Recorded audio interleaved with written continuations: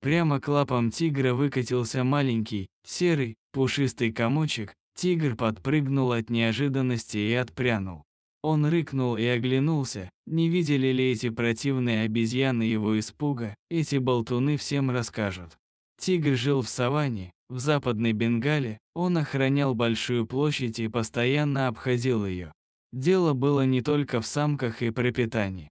Если не обойти все и не проверить, то другие тигры могут напасть и убить все потомство. И это беспокоило Раджу больше всего. Нет, он не любил малышей, но это были его потомки, и надо было охранять их. Особенно он любил лежать на небольшом утесе, на самой его вершине, и смотреть на окружающую его природу. Хвост его нервно дергался.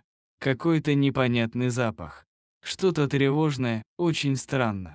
Неужели молодой тигр пытается подкрасться и напасть? Раджа спрыгнул и, втянув острый и терпкий запах земли, травы и дрожащего воздуха, пошел туда, откуда он доносился. Минут через 10, осторожно ступая мягкими подушечками мощных лап, он оказался в густом кустарнике. Оттуда слышался звук, раздражавший его. Он уже решил зарычать, но тут прямо к его лапам выкатился маленький, серый, пушистый комочек.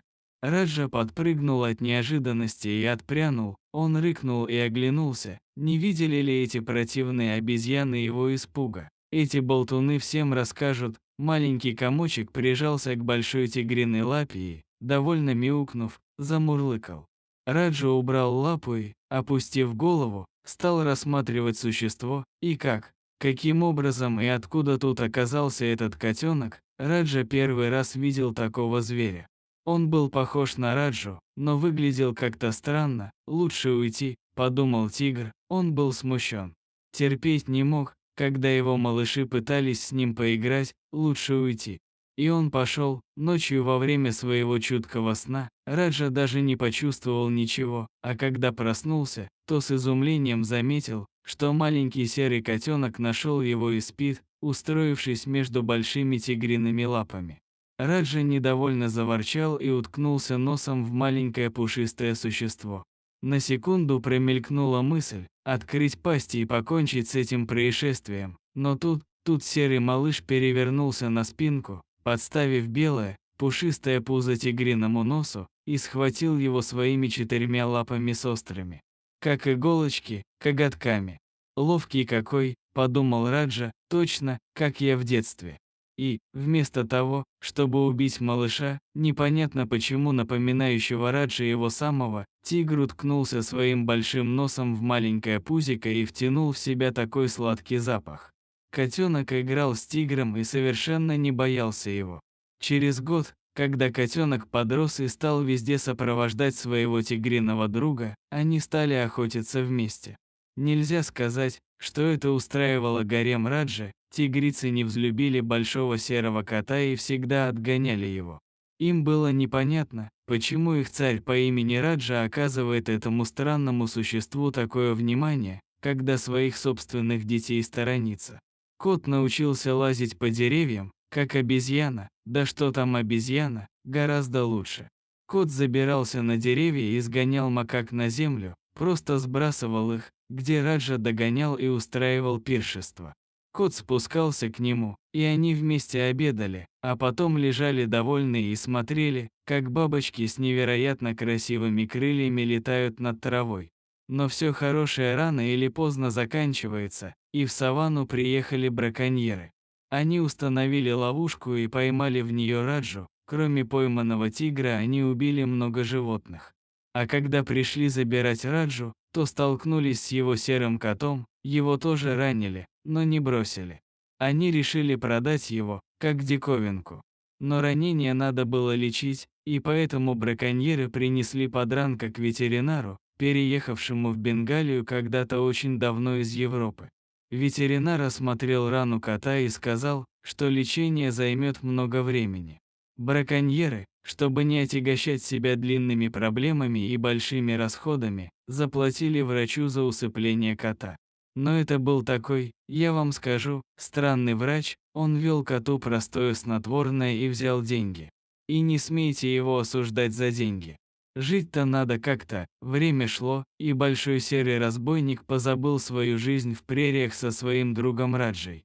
Он лежал на большом шкафу, где хранились медицинские инструменты, кот больше не уходил в саванну.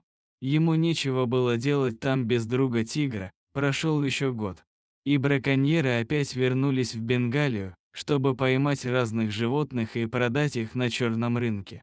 Но они попали в засаду рейнджеров, битва была жестокая, только нескольким преступникам удалось сбежать на машинах.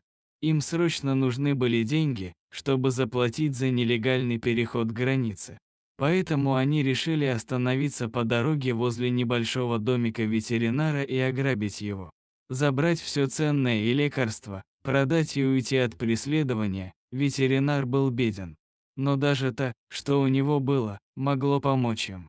Все 5 оставшихся в живых браконьеров валились в приемную ветеринара и направили на него оружие.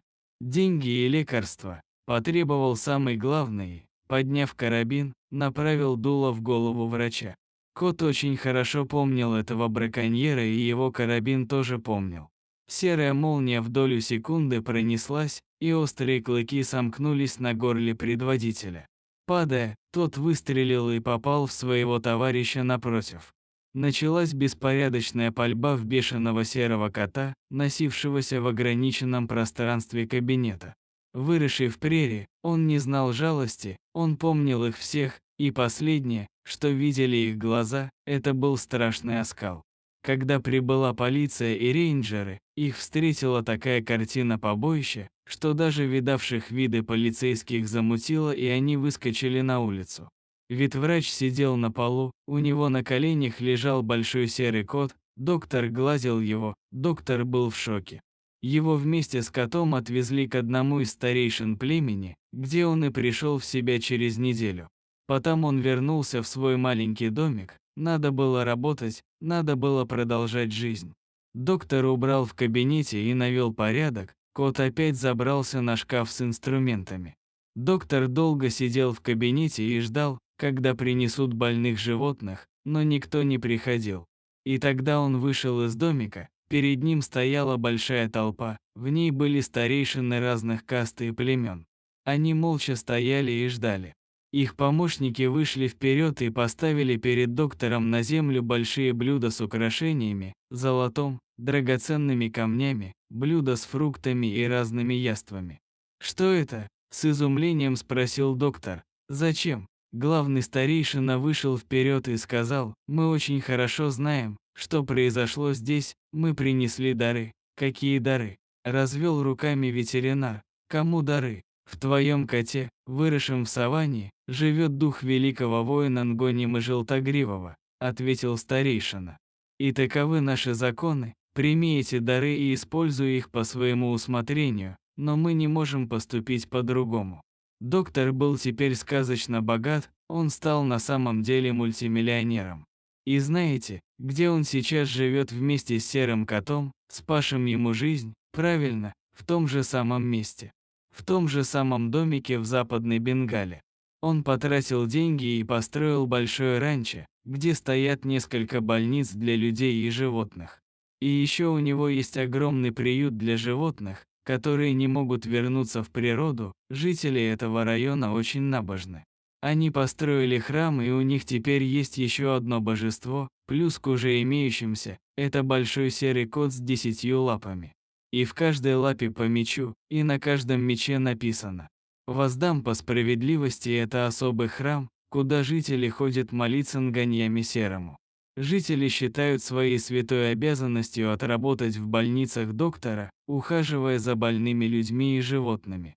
Потому что так они приносят дань уважения большому серому коту, спасшему когда-то своего человека. А вам самим решать, правы ли они.